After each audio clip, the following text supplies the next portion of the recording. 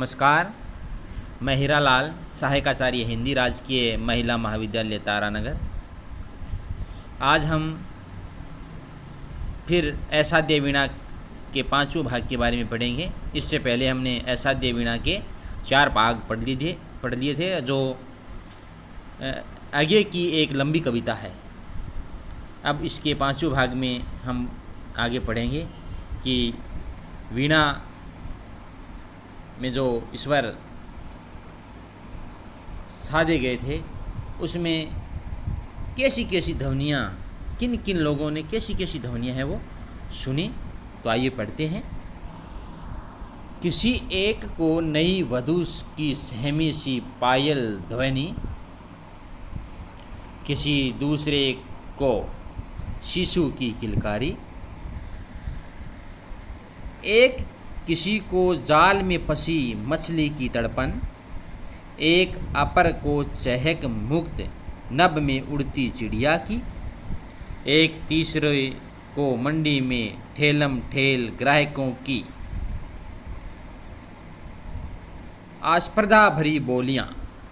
कहने का तात्पर्य यह है कि लोग जीवन में व्यक्ति की जिस कार्य में अधिक रुचि रहती है उसी की हर अन्य कार्य में सरस अनुभूति होती है। राजा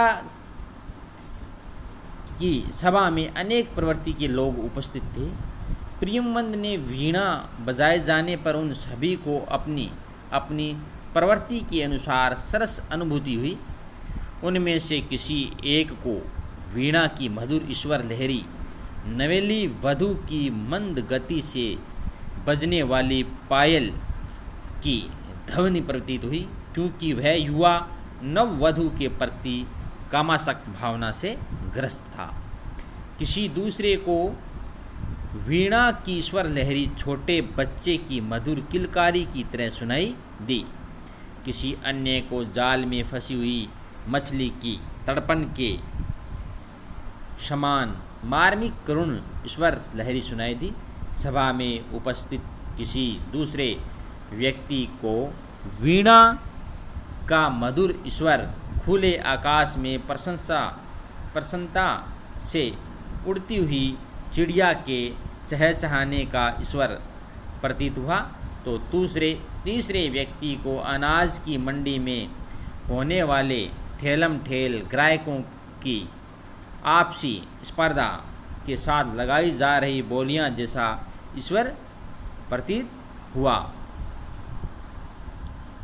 चौथे को मंदिर की ताल युक्त घंटा ध्वनि, किसी चौथे व्यक्ति को वीणा का मधुर ईश्वर मंदिर में ताल सहित घंटे की ध्वनि जैसा प्रतीत हुआ। तो और पांचवें को लोहे पर सधे हथौड़े की समचोटें, पांचवें व्यक्ति को लोहे को पीटते समय उस समय सधे हाथों से पड़ने वाली हथौड़े की चोट जैसा लगा। और छठे व्यक्ति को लंगर पर कसमसा रही नौका पर लहरों की अविराम थपक। कहते हैं कि छठे व्यक्ति को लंगर डालकर किनारे पर खड़ी नाव पर जैसे लहरों का बार बार छप छप प्रहार होता है तथा लंगर चरमराता रहता है, उसी तरह का ईश्वर प्रतीत होता है। और सातवें के लिए क्या है? बटिया पर चमरौंदे की रूंधी चाप सातवें के लिए, और आठवें को कुलिया की कटी मेड़ से बहते जल की छोलछल। कहते हैं कि किसी सातवें व्यक्ति को ग्रामीण पगडंडी पर चलते समय चमड़े के जूतों की चर्र-मर्र करती हुई दबी हुई पग ध्वनि जैसे ईश्वर लहरी प्रतीत हुई। और आठवें व्यक्ति को खेत में छोटी नाली के कट जाने से, खेत में कुलिया मतलब छोटी नाली के कट जाने से मेंढ से छुल छुल की आवाज़ करके बहती हुई जलधारा जैसी ईश्वर लहरी लगने लगी। भाव यह है कि वहाँ पर उपस्थित सभी लोगों को वीणा की ईश्वर लहरी अतीव आकर्षक लगी। प्रत्येक व्यक्ति का जो पेशा या परंपरागत कार्य है उसे वैसी ही अनुभूति होती है और वह अन्य स्थलों पर भी वैसी ही भावना रखता है। इस अवतरण में कवि ने इस बात का मनोवैज्ञानिक रूप में दर्शाया है तथा सबकी अलग अलग मानसिक प्रवृत्ति बतलाकर उनकी अनुभूतियों में अंतर बताया है। इसे गमक नटिन की एड़ी की घुंघरू की, उसे युद्ध का ढोल, इसे संझा गोधूली की लघु टुन टुन, उसे प्रलय का डमरू नाद। गमक नटिन का मतलब है नटिनी का नृत्य कला। कवि वर्णन कहता है कि राजसभा में उपस्थित सभी लोगों को अपनी अपनी अनुभूति एवं प्रवृत्ति के अनुसार वीणा का ईश्वर सुनाई दिया।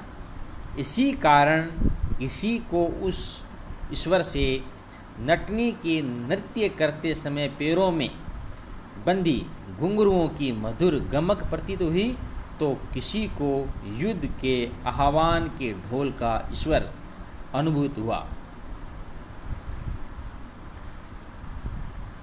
इसको जीवन की पहली अंगड़ाई पर उसको महाजृंभ विकराल काल, तो किसी को युद्ध के आह्वान के ढोल का ईश्वर अनुभूत हुआ। इसी प्रकार किसी को संध्या काल को मंदिर में बजने वाली घंटियों का सा ईश्वर प्रतीत हुआ, तो किसी को प्रलय काल के समय शिवजी के डमरू का निनाद जैसा।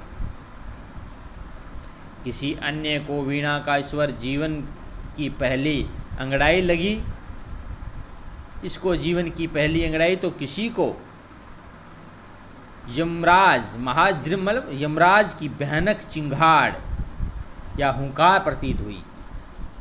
इस प्रकार वीणा के ईश्वर में सब लोग अपने अपने स्वभाव के अनुसार भावमग्न होने लगे। सब डूबे तीरे छिपे जागे हो रहे वंशवद स्तब्ध, पार अनुसार भावमग्न होने लगे, पार हो गए, ध्यानस्थ हो गए, जाग गए, एकदम चुप हो गई।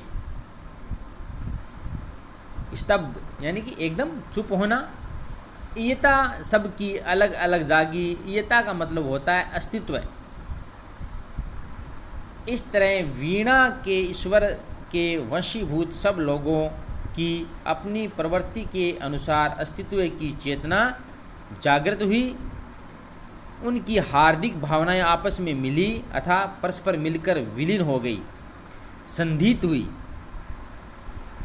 हुई का मतलब मिल जाना। पा गई विलय यानी आपस में मिलकर विलीन हो गई। वीणा फिर मूक हो गई। वीणा के ईश्वर से सभी की चेतना में अनोखी अनुभूति होने से सारा परिवेश विचित्र सा हो गया। तब प्रियवंद ने वीणा बजाना बंद किया। अंत में वीणा चुप हो गई। कहने का तात्पर्य यह है कि राजसभा में उपस्थित श्रोताओं के मनोभावों का मनोवैज्ञानिक रूप से चित्रण हुआ है। मानसिक प्रवृत्ति के अनुसार अनुभूति होने की व्यंजना कर कवि ने वीणा के ईश्वर की विशिष्टता बतलाई है। साधु साधु राजा सिंहासन से उतरे, रानी ने अर्पित की सतलड़ी, जनता विह्वल कह उठी धन्य हे स्वरजित धन्य धन्य। संगीतकार वीणा को धीरे से नीचे ढक मानो गोदी में सोए शिशु को पालने डालकर मुग्धा माँ हट जाए पीठ से दुलाराती उठ खड़ा हुआ। केश कमली प्रियवंत द्वारा ऐसा दिए वीणा को मधुर ईश्वर लहरी में बजाने पर सभी ने उसे साधु साधु अर्थात बहुत अच्छा बजाया ऐसा कहा। उस समय प्रसन्न होकर राजा ने अपने सिंहासन से उतरे और रानी ने प्रसन्न होकर अपनी सतलड़ी बहुमूल्य माला अर्थात हार प्रियवंत को समर्पित किया। वहाँ पर उपस्थित जनता ने उल्लासपूर्वक कहा कि हे ईश्वरों को जीतने वाले संगीतकार, तुम धन्य हो। लोग संगीतकार प्रियवंत की प्रशंसा कर रहे थे। तब वह चुपचाप उठा तथा उसने अपनी गोद से उठाकर वीणा को धीरे से इस तरह नीचे रखा मानो कोई स्नेही माँ गोदी में सोए हुए अपने बालक को सावधानी से पालने में डाल रही हो मतलब पालने में सुलाने जा रही हो। पालने में रखने पर माँ जैसे बालक की पीठ सहलाकर उसे दुलारती है, वैसे ही प्रियमंद उसे दुलारता हुआ पीछे हटकर खड़ा हो गया, अर्थात वीणा को बड़े स्नेह से नीचे रखकर प्रियमंद अपने स्थान पर खड़ा होगा। प्रियमंद द्वारा वीणा को स्नेह पूर्वक नीचे रखने का वर्णन आकर्षक है।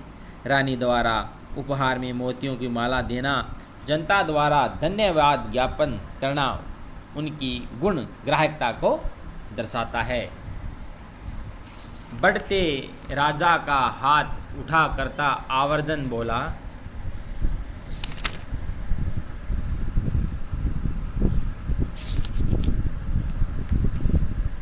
श्रेय नहीं कुछ मेरा। कवि वर्णन करते हुए बताता है कि अपनी ओर बढ़ते हुए राजा को हाथों के इशारे से रोकता हुआ प्रियवंत बोला कि इस वीणा को मधुर ईश्वर लहरी रूप में बजाने में मेरा कोई श्रेय या योगदान नहीं। मैं तो डूब गया था स्वयं शून्य में।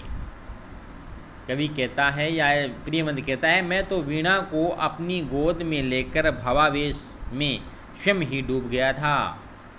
वीणा के माध्यम से अपने को मैंने सब कुछ को सौंप दिया था। वह शून्य दशा में मैंने स्वयं को वीणा के माध्यम से संगीत कला को समर्पित कर दिया था, अर्थात भावावेश में आकर मैंने वीणा को किस तरह बजाया इसका मुझे जरा भी अभिमान नहीं है। सुना आपने जो वह मेरा नहीं न वीणा का, क्योंकि यह स्वर साधना तो ईश्वर की इच्छा से ही हो सकी। इसलिए आप सभी ने जो ईश्वर सुना वह न तो मेरा था और न इस वीणा का। वह ईश्वर तो उस परम सत्य स्वरूप विधाता का था। वह तो सब कुछ की तथता थी। तथा मतलब सच्चाई। उस ईश्वर लहरी में तो वही सच्चाई सुव्यक्त हुई जो इस समस्त सृष्टि चक्र में महामौन रहता है। महाशून्य, महामौन, अविभाज्य, अनाप्त, अद्रवित, अप्रमेय, जो शब्दहीन सब में गाता है। अनाप्त माने अप्राप्त, अद्रवित माने जो पिंगला हुआ न हो, अप्रमेय माने होता है प्रमाण आदि की माप से रहित। कवि कहता है कि उस स्वर लहरी में मैं तो वही सच्चाई सुव्यक्त हुई जो उस समस्त सृष्टि चक्र में महामौन रहता है, जो सर्वत्र एकत्व रूप में विद्यमान है, जो अप्राप्त अर्थात सभी के लिए अजनबी अज्ञात है, जो न पिघला हुआ है अर्थात ठोस और सभी प्रमाणों को माप से रहित एवं शब्दहीन है। वही विधाता या परम ब्रह्म स्वरूप सत्य तत्व सदा सब में गाता है, वही सर्वत्र स्वर संधान करता है। यह वीणा से निकला हुआ ईश्वर उसी शब्द ब्रह्म का सुव्यक्त रूप है। कहने का तात्पर्य यह है कि वीणा के ईश्वर को शब्द ब्रह्म का प्रतिरूप बताया गया है। प्रियवंत के द्वारा कवि ने यह व्यक्त किया है कि सृष्टि के सारे कार्य उस परमात्मा की कृपा से संपन्न होते हैं और वही अनेक माध्यमों से सब कुछ करता है। असाध्य वीणा को साधने की क्षमता भी उसी ईश्वर की देन है, क्योंकि वही अनेक माध्यमों से सब कुछ करता है। नमस्कार कर मुड़ मुड़ा प्रियवंद केश कमली लेकर कंबल गेह गुफा को चला गया। उठ गई सभा सब अपने अपने काम लगे, युग पलट गया प्रिय पाठक, यूं मेरी वाणी भी मौन हुई। कवि अंत में वर्णन करते हुए बताते हैं कि केश कमली प्रियमंद वहाँ पर उपस्थित सभी लोगों को नमस्कार कर मुड़ा और अपना कंबल लेकर पर्वतीय गुफा घर की ओर चला गया। सभी लोग भी वहाँ से उठकर अपने अपने काम में लग गए। समय बीतता गया और इस घटना को घटित हुए लंबा समय हो गया। अंत में कवि कहता है कि हे प्रिय पाठकों, इस आख्यान का वर्णन करने के बाद मेरी वाणी भी मौन होगी, अब कोई कथ्य शेष नहीं रहा। इसके साथ ही प्रिय विद्यार्थियों, ये असाध्य वीणा कविता है वो हमारी यहाँ पर पूरी होती है और मैं आशा करता हूँ कि आप इसे पूरे मनोयोग से सुनेंगे और सुनकर आगामी आने वाली परीक्षाओं में जो भी इससे संबंधित व्याख्या महत्वपूर्ण प्रश्नोत्तर पूछेंगे तो आप उसका बड़े मनोयोग से उत्तर देंगे। आज हमने इसके 5वें भाग के बारे में पढ़ा है और ये असाध्य वीणा की जो लंबी कविता है उसको हमने 5 भागों में बांटा है और 5वां भाग आज है वो पूर्ण कर लिए हैं। धन्यवाद।